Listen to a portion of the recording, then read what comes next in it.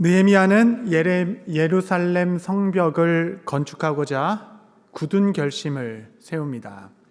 그는 하나님의 음성을 들은 적도 없고 선지자가 와서 이거 해라 명령한 적도 없었습니다.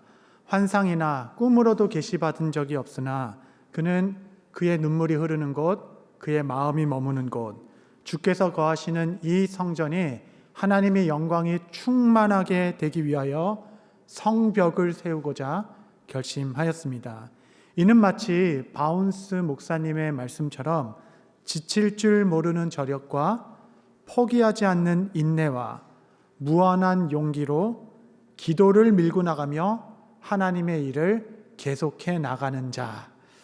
느헤미야는 이렇게 주의 일에 참여하고 있습니다. 그의 건축 프로젝트에는 적지 않은 어려움이 있었습니다. 지난번 느헤미야 4장 말씀을 기억해 보면 산발락과 도비아의 외부적 공격, 이 조롱과 모욕의 또 공격이 있었죠. 이런 공격이 있을 때는 온 백성이 똘똘 뭉쳐서 이겨냈습니다. 그런데 오늘 5장에서는 전혀 다른 차원의 문제에 봉착하게 됩니다. 이는 유다 백성 내부적 문제였어요. 오랜 시간 동안 사이에 누적된 내부적 문제가 이렇게 표출되면서 터져나간 사건이 되었습니다.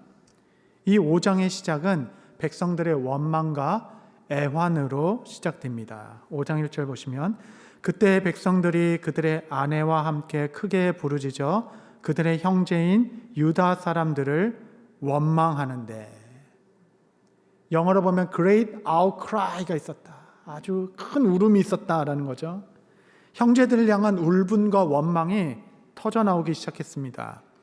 이 애환의 기초는 돈 문제였습니다. 당시 유다 백성들도 우리네 인생들과 하등 다름없이 먹고 사는 문제에 얽히고 섞인 삶의 애환이 있었습니다. 이들은 지난 2달여 시간 동안에 열심히 주의 일에 참여했습니다. 성벽은 이미 중간쯤 올라가기 시작했죠. 이들은 한 손엔 쟁기를 들었고 한 손엔 무기를 들고 일했습니다. 낮에는 일했고 밤에는 경기를 섰죠. 동틀 때부터 별 나기까지 산적한 흙더미를 하나하나 파어 옮기면서 밤샘 작업으로 이 거룩한 일에 동참했던 자들입니다. 나름 성취감도 있고 기쁨도 있었지만 그들 내면 깊은 곳에는 씻어지지 않는 슬픔과 원망함이 자리 잡고 있었습니다. 1절에 보면 아내와 함께 울었다라고 나와 있죠. 이거는 예사 표현이 아닙니다. 느헤미야 전체에서 아내의 존재가 부각된 유일한 구절이 여기입니다. 일 끝나고 집에 돌아가면 남편은 아내와 손을 부여잡고 서로 슬픔의 눈물을 흘리고 있었습니다. 아내는 가정을 상징합니다. 이는 가정의 붕괴를 말하고 있는 것입니다. 유다 백성들이 하나님의 일을 열심히 하던 중에 그들의 가정은 서서히 무너지고 있었습니다. 도대체 이게 무슨 일인가? 내용을 보니 2절에서 5절, 어떤 사람은 말하기를 우리와 우리 자녀가 많으니 양식을 얻어 먹고 살아야 하겠다 하고, 어떤 사람은 말하기를 우리가 밭과 포도원과 집이라도 저당 잡히고 이 흉년에 곡식을 얻자 하고, 어떤 사람은 말하기를 우리의 밭과 포도원으로 돈을 빚내서 왕에게 세금을 바쳤도다. 우리 육체의 형제의 육체와 같고 우리 자녀도 그들의 자녀와 같거늘 이제 우리의 자녀를 종으로 파는도다. 우리 딸 중에 벌써 종된 자가 있고 우리의 밭과 포도원이 이미 남은 것이 되었으나 우리에게는 아무런 힘이 없도다 하더라.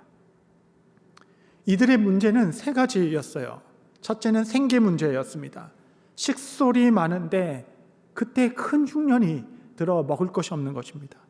2번째는 부채의 문제였습니다. 너무 무거운 세금에 고통받고 있고 또 너무 높은 고리대금으로 이들은 고난 가운데 살 수가 없는 지경입니다. 3번째는 자녀 문제였습니다. 우리의 자녀가 이방인의 손에 노예로 종으로 하나씩 팔려가는 것을 보고 있는 부모의 심령입니다. 하루라도 빨리 손을 써야 자녀들을 보호할 수 있을 텐데 이들에는 아무런 힘이 있지 않습니다. 우리 교회 성도님들도 참 순전하셔서 밤낮 교회를 위해 헌신하고 봉사하시는 분들을 뵐 때마다 제 마음이 숙연해지기까지 합니다. 얼마나 그렇게 열심히 교회를 세워가시고 사랑하시는지. 그러나 정작 나의 가정은 생계 문제, 부채 문제, 자녀 문제로 성전의 성벽은 세워지는 것 같지만 정작 가정의 성벽은 무너지고 있어 아파하고 눈물 흘리는 성도들이 얼마나 많은지 모릅니다. 느헤미야는 현재 그의 사명에 몰두하고 있었습니다. 모든 것 중에 최우선순위의 일이었습니다.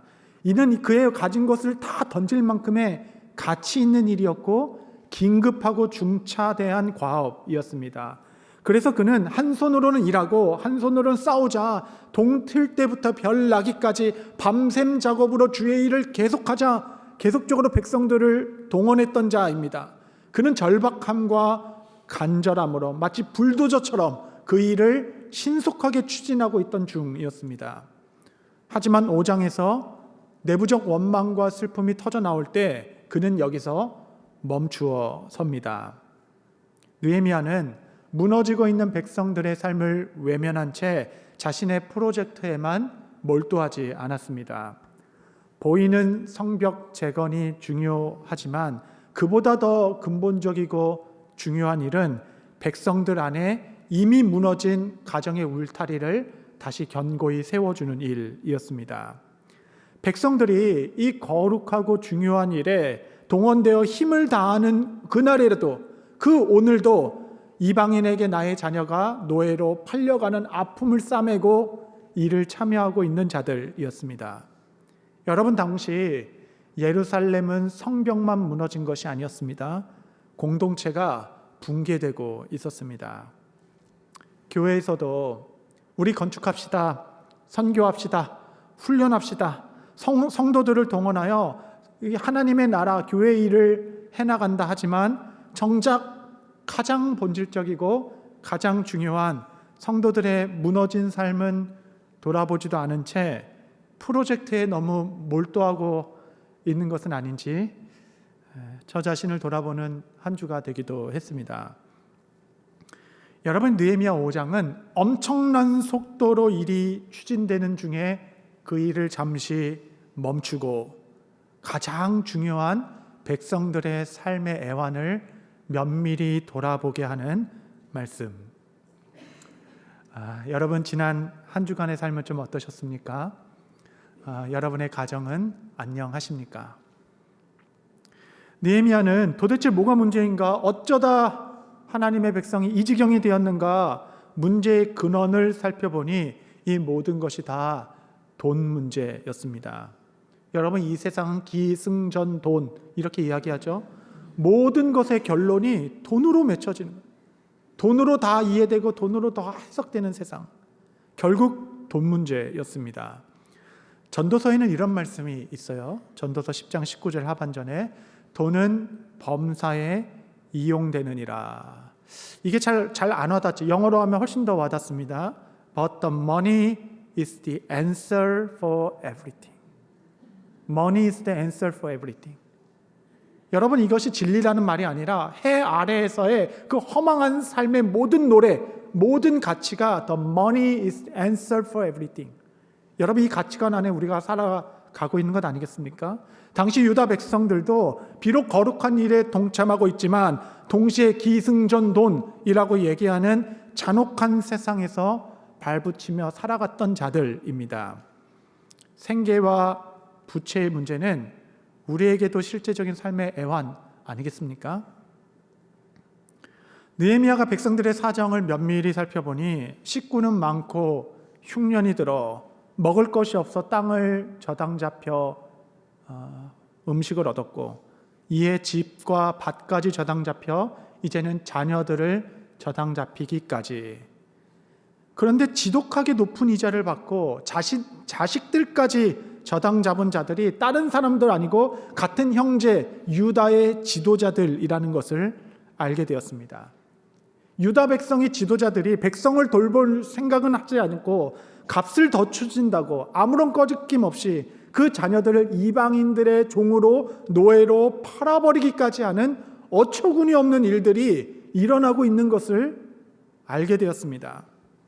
느헤미야는 이 사실을 듣고 크게 분노하였습니다. 어떻게 이럴 수가 있는가? 하나님의 강한 손과 팔로 이방인의 노예되어 있던 우리들을 건져주셨는데 이제 우리 스스로 우리의 자녀들을 이방인의 종으로 되파는 것이냐? 그는 의분이 일어났습니다. 의분이. 그는 그 소식을 알고 크게 분노하였으나 이내 깊이 생각했습니다. 깊이. 느헤미야 5장 6절 7절 보면 내가 백성의 부르짖음과 이런 말을 듣고 크게 노하였으나 깊이 생각하고. 그는 너무 화가 났지만 그들에게 화낸다고 이 문제를 해결할 수 있었던 것은 아닙니다. 그는 분노로 행동하지 않았습니다. 이것은 인생의 철칙과 같은 일이죠. 원망과 슬픔과 분노를 기초로 무언가 시작하지 않는 것. 수년간, 수십년간, 십수년간 쌓아놨던 것을 단번에 무너뜨릴 수도 있는 일입니다. 그래서 이렇게 말하죠. 행복할 때 약속하지 말고, 화났을 때 대답하지 말고, 슬플 때 결심하지 말라. 느헤미야는 감정에 끌려다니지 않고 순간 멈추어 깊이 생각했습니다. 이 오랜 관습을 끊어버리고 도대체 이 어지럽게 흩어진 세상을 돌이키게 할 방안이 무엇인가? 방법이 무엇인가? 의분을 내려놓고 깊게 생각해 보니 이 모든 문제를 해결할 수 있는 키워드 하나를 찾아냈습니다. 이 모든 문제를 다시 돌이킬 수 있는 열쇠와 같은 단어, 그것은 바로 경외였습니다. 경외. 이 철옹성과 같은 세상의 머니 시스템, 이 흐트러진 것을 잡을 수 있는 유일한 단어, 경외함. 그래서 느헤미야는 대회를 열어 모든 지도자들을 불러 모아 그들의 잘못을 구체적으로 하나씩 나열한 이후에 이 한 가지만 그들에게 다짐하게 합니다. 우리 느헤미야 5장 9절 한번 같이 읽겠습니다. 시작. 내가 또 이르기를 너희의 소행이 좋지 못하도다. 우리의 대적 이방 사람의 비방을 생각하고 우리 하나님을 경외하는 가운데 행할 것이 아니냐. 이제 이 부당한 일들을 다 멈추고 우리 모두 하나님을 경외하는 가운데 행합시다. 하나님을 경외하는 마음. 여러분, 경외한다는 것이 무슨 뜻인가요? 여러분, 우리가 일상에서 잘 사용하지 않기 때문에 뜻의 내용은 알아도 이 감이 좀 먼 단어이기도 합니다. 경외라는 단어를 실감나는 표현으로 좀 대체해 보자면 저는 눈치라고 하고 싶습니다. 눈치. 백화점을 운영하는 사람들은 고객의 눈치를 엄청 봅니다. 고객이 혹시 뭐 불편하나? 온도와 음악은 적절한가? 그들의 트렌드와 감정까지도 유심히 살펴봐야 고객들의 눈치를 그때그때 보고 빠르게 반응하는 자들이겠죠. 이는 기업인들도 뭐 연예인들도 정치가들도 다 마찬가지일 것입니다. 국민과 고객들의 눈치를 보는 자들이겠죠. 작은 기류에도 민감하게 반응합니다. 경외는 한마디로 눈치라. 누군가를 강하게 의식하여서 그의 평가에 두려움을 갖는 것, 이것이 바로 경외심이라 하겠습니다. 이 세상의 어떤 이유보다 어떤 조건보다 내 자신의 유익보다도 내 삶을 불꽃 같은 눈으로 보고 계신 그 하나님을 강하게 의식한 채 살아가는 것, 내 마음에 잠시 스쳐가는 생각 하나하나까지도 그분의 마음에 들기를, 그의 생각에 합당하기를, 모든 상황에서 하나님의 눈을 의식하고 있다면 그는 곧 하나님을 경외하는 자라 불림받게 될 것입니다. 느헤미야는 하나님이 다 보고 계시니 이제 다시는 우리의 자녀들을 종으로 되팔지 말자. 저당 잡은 밭과 집은 돌려주고 이제 이자 받기를 멈추십시오. 생계와 가정을 유지하기 위한 최소한의 것들은 여러분이 보장해 주십시오. 이 모든 다짐들을 사람 앞에서 하게 한 것이 아니라 제사장을 불러 하나님 앞에서 맹세하게 합니다. 왜냐하면 이 모든 문제를 바로잡을 수 있는 가장 중요한 키워드는 바로 하나님의 눈앞에서 경외심이기 때문에 그러합니다. 5장 12절에 보면 그들이 말하기를 우리가 당신이 말한 대로 행하여 돌려보내고 그들에게서 아무것도 요구하지 아니하리이다 하기로 내가 제사장들을 불러 그들에게 그 말대로 행하겠다고 맹세하게 하고. 사람 앞에서 약속하는 거 아닙니다. 하나님과 당신 사이에서 그 하나님의 눈 아래서 맹세하십시오. 이제부터 당신의 모든 행사와 모든 결정에서 그분을 의식하고 이 순간을 기억하며 하나님을 경외함으로 살아가십시오. 여러분, 이것이 초롱성과 같은 이 세상 시스템 안에서 이 세상의 균열을 가하고 이길 수 있는 유일한 힘, 그것은 코람데오, 하나님 앞에서 하나님을 경외하며 살아가자. 지도자들은 그의 권면에 아멘 하며 순종하여 따르겠습니다 라고 화답합니다. 이렇게 13절에 그들이 아멘 함으로 그 유다 백성의 가정의 문제는 해결되게 되었습니다. 이제 모든 것은 다 끝나게 된 것이죠. 그런데 여전히 저는 아직 이해되지 않은 부분이 있었습니다. 이게 뭐가 해피엔딩으로 끝났는데 마음 한 곳에 이렇게 좀 풀리지 않는 찝찝함이 여전히 있었어요. 느헤미야가 지도자들을 다 모아서 앞으로는 그렇게 살지 마십시오. 네, 알겠습니다.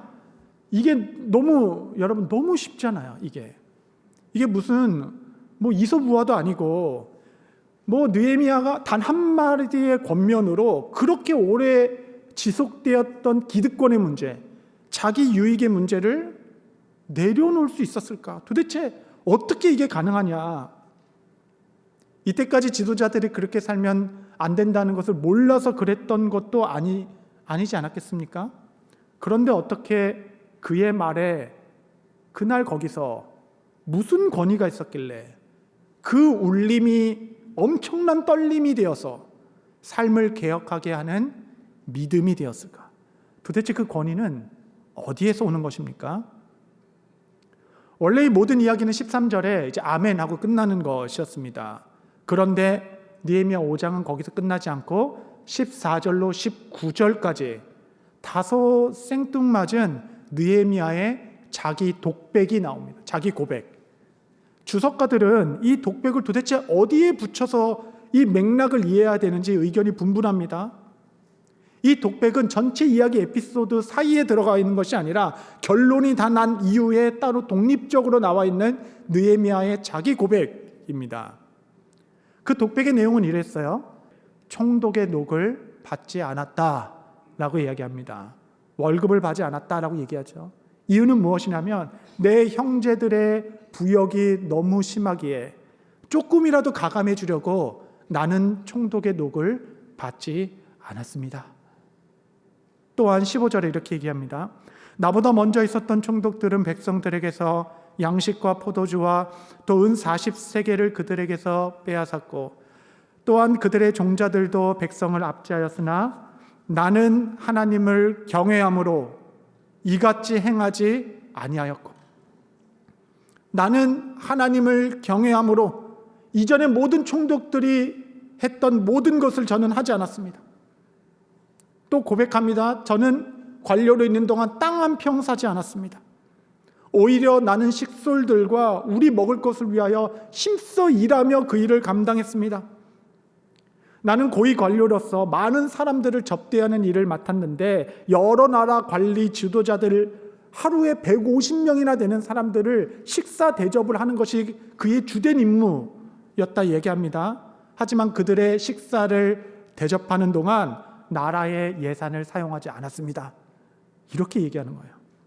18절 매일 나를 위하여 소 한 마리와 살찐 양 6마리를 준비하며 닭도 많이 준비하고 열흘에 한 번씩은 각종 포도주를 갖추었나니 비록 이같이 하였을지라도 내가 총독의 녹을 요구하지 아니하였음은 이 백성의 부역이 중함이었더라. 백성들의 부역이 더 심해지지 않도록 나는 하나님을 경외함으로 이렇게 행했습니다 라는 독백입니다. 흥미로운 것은 이런 설명은 유다 지도자들을 설득하는 과정에서 나온 이야기가 아닙니다. 나도 이렇게 살았으니까 이렇게 같이 살자, 이런 설득이 아니었어요. 이미 결론은 다 놓여진 상태였습니다. 그렇다면 이 자기 고백은 도대체 누구를 향하여 전하는 그의 설명인 것인가? 누가 이 독백을 듣는 자인가? 이 독백의 마지막 문장을 보면 그 수신인을 알 수 있게 됩니다. 느헤미야 5장 19절 한번 다 같이 읽겠습니다. 시작. 네, 하나님이여, 내가 이 백성을 위하여 행한 모든 일을 기억하사 내게 은혜를 베푸시옵소서. 할렐루야. 이 독백은 느헤미야가 하나님 앞에서 올려드린 기도였습니다. 하나님, 제가 이렇게 행하였습니다. 내가 행한 이 모든 것을 기억하사 내게 은혜를 주옵소서. 여러분, 느헤미야는 자기 행동을 사람 앞에서 인정받으려 하지 않았습니다. 백성들에게는 마땅히 그렇게 하지 마십시오, 가르쳐야 할 것을 가르칠 뿐이었습니다. 자기의 행동 하나하나를 그는 하나님께 고백했습니다. 그는 백성들의 마음을 사기 위하여 그의 호의를 바랬던 것이 아닙니다. 하나님, 제가 이처럼 하나님을 경외하며 살았습니다. 하나님은 아시죠? 내가 왜 그렇게 살아왔는지. 주님, 저를 기억하사 이 모든 일에 은혜를 주십시오. 은혜. 다시 돌아가서 어떻게 느헤미야의 말이 그 공동체를 개혁할 만큼 그의 말에 울림과 떨림, 개혁의 권위가 있었는가? 어떻게, 여러분, money is the answer for everything, 이렇게 말하는 철옹성과 같은 세상 얼마나 강력한지 여러분 아시죠? 이 세상에 균열을 일으키고 하나님을 경외하며 살아가는 거룩한 물결을 일으킬 수 있었는가? 아, 이것은 하나님을 경외하며 살아가는 사람에게 주시는 하나님의 영적 권위구나. 하나님을 경외하는 자에게 주시는 하나님의 형통함, 그 설명할 수 없는 사람을 압도하는 은혜가 그렇게 살아간 자들을 통하여 하나님께서는 세상에 전파하고 계시구나. 마치 예수님을 만난 삭개오처럼 그가 예수님을 만나는 완전히 변하여서 내 모든 재산을 가난한 자에게 나눠주고 착복한 자는 4배나 갚겠습니다라는 그 권위, 사람을 변화시키는 그 힘, 하나님과 함께하는 자 예수 그리스도께서부터 나오는 그 권위로 그날 저녁 삭개오의 집에 구원이 임한 것처럼 하나님을 경외하는 자, 그의 삶에 하나님께서 은혜를 베푸기 시작할 때 거룩한 물결을 일으키는 통로가 되는 것. 저는 느헤미야의 이 리더십의 기초는 불붙는 사명이라고 생각해 왔습니다. 근데 그렇지 않더라고요. 사명 있는 사람은 많습니다. 그가 가진 말의 힘, 그 권위의 기초는 하나님을 경외하는 마음이었습니다. 하나님을 두려워하는 것. 여러분, 언제나 개혁은 나로부터 시작되는 것입니다. 나를 바꿀 수 있는 복음이 세상을 바꾸기 시작하는 것입니다. 여러분, 세상을 바꾸기 전에 나는 하나님을 경외함으로 이같이 행한 것을 주께서 하시나이다, 여러분의 삶을 바꿔나가실 수 있게 되시기를 바랍니다. 나의 행위를 하나님께만 말씀드리며 하나님 나를 기억하사 모든 행사에 주의 은혜를 더하여 주옵소서 기도하는 기백과 용기, 그 겸손과 경외심을 닮아가는 저와 여러분 모두 되게 되시기를 바랍니다. 말씀을 정리하겠습니다.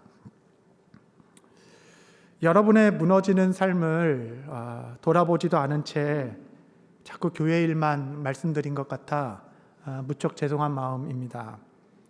교회의 성벽도 중요하지만 여러분의 마음의 성벽도 중요합니다. 생계 문제로, 또 부채 문제로, 자녀 문제로 낮에는 힘써 교회에서 봉사하고 헌신하나 밤에 가정에 돌아가서는 아무도 모르는 곳에 눈물을 흘리며 슬피 울고 계신 분들이 계시다면 사랑의 사도 요한의 말씀처럼 사랑하는 자여 너의 영혼이 잘됨 같이 네가 범사에 잘되고 강건하기를 내가 간구하노라. 저의 기도는 하나님께서 여러분의 삶의 슬픔과 애환을 다 그치게 할 만큼의 정말 놀라운 새날을 주게 되시기를 바랍니다. 여러분, 교회는 은과 금을 주는 곳이 아닙니다. 여전히 여러분의 삶의 그 복잡한 문제를 해결할 수 있는 단 하나의 키워드는 경외입니다. 하나님을 경외하는 것, 하나님의 시선에 대한 강한 의식 가운데, 인식 가운데 살아가는 것. 여러분, 성경을 보십시오. 하나님을 경외하는 자에게 주시겠다 하는 복은 일일이 다 열거할 수 없을 정도로 성경에 가득 차 있습니다. 주께서 내가 너의 갈 길을 인도할 것이다 말씀하셨고, 내가 너의 자녀를 책임져 줄 것이다, 너는 부족함이 없을 것이다 라고 말씀하십니다. 너의 밭에는 소출이 넘쳐날 것이다, 모든 재앙이 너를 비껴나갈 것이요, 기름진 것으로 내 삶에 풍성할 것이며 너는 높은 곳으로만 다닐 것이다 라고 약속하셨습니다. 하나님을 경외하는 자에 주신 주의 복을 일일이 다 열거할 수가 없습니다. 이것은 하나님이 기쁘신 거예요. 와, 놀라운 겁니다. 정말 너가 나 때문에 손해보는 거냐? 정말 너 나 때문에 그 일을 감당하겠다는 거야? 정말 나의 시선을 그렇게 의식하며 살아가고 있는 거니? 정말 형제들의 부역을 가감하기 위하여 하나님을 경외함으로 너가 그렇게 왕 앞에서 살고 있는 거야? 하나님이 너무 좋으신 것이에요. 그래서 주께서는 줄 수 있는 모든 복을 이 경외라는 한 단어 모두에 걸어 놓으셨습니다. 여러분, 여러분의 당면하고 있는 모든 문제들, 여러분의 가정, 이 어지러운 나라, 이 공동체에 이르기까지 모든 삶의 개혁은 나로부터 시작되는 것입니다. 오늘 내가 하나님을 경외하는 것이 모든 새로운 역사의 시작이 됩니다. 성도 여러분, 성도란 Money is the answer for everything. 돈이 전부야 라고 말하는 세상 가운데 그렇지 않습니다. Fearing God, 하나님을 두려워하는 것이 answer for everything. 여러분 삶의 모든 문제 해결은 하나님을 경외하는 것, 하나님을 경외하고 살아가시며 주님 앞에 나아가 내 하나님이여, 내가 이 백성을 위하여 행한 모든 일을 기억하사 내게 은혜를 베푸시옵소서. 하나님 앞에 홀로 서서 이 담대한 기도를 드릴 수 있는 언약의 백성 모두 되게 되시기를 바랍니다.